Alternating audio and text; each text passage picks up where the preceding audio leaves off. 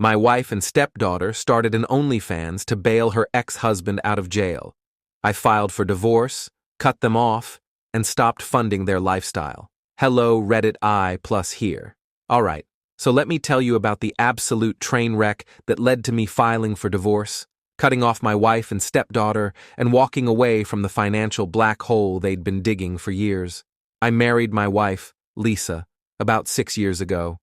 She had a daughter, Mia, from a previous marriage. Her ex-husband, Jason, was always a disaster. Constantly in and out of trouble, could never hold down a job, always had some scheme or sob story about why he needed money. But whatever, I wasn't his problem. I took care of Lisa and Mia, made sure they had a good life, and for the most part, things were fine.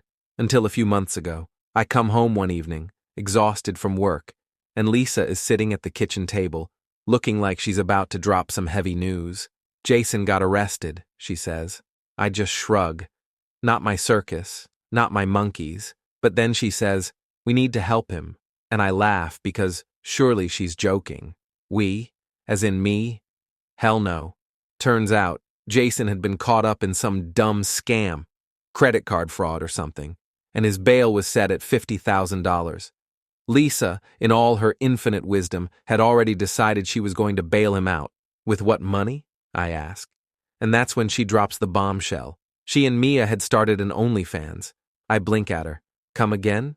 We made an account. Just, some tasteful stuff. Nothing too crazy. But it's doing well. She actually smiled, like she expected me to be impressed. I sit there, trying to process this insanity. My wife, and my 22-year-old stepdaughter had decided, behind my back, to start selling pictures of themselves online, to bail her criminal ex-husband out of jail. And they didn't tell me until after they'd already started making money off it. I just stared at her. You're joking.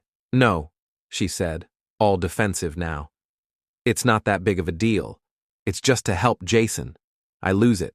You expect me to be okay with this? You expect me to sit here and be fine with the fact that you and your daughter are selling yourselves online to bail out a man who's done nothing but screw up his entire life, and you didn't even talk to me about it? Lisa gets mad, starts going on about how I never liked Jason, how I don't understand what it's like to have a bond with someone who was once family. I tell her she's damn right. I don't understand, because I would never be this stupid.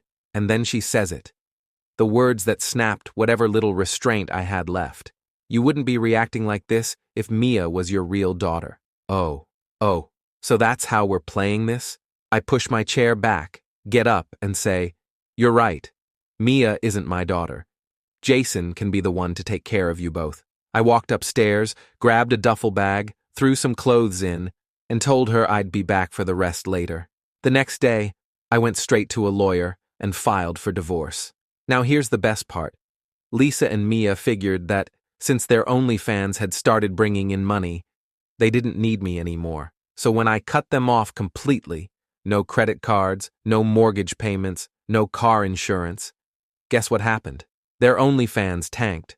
Turns out, the only reason it was making money in the first place was because of curiosity and drama. The second people realized they weren't doing anything hardcore, the subscribers bailed. And then Lisa came crawling back, all teary-eyed, saying she made a mistake, that she never meant for things to go this far, that she loved me. I laughed in her face and told her to go ask Jason for a loan. So now, she and Mia are back in that little rundown apartment they had before I came along.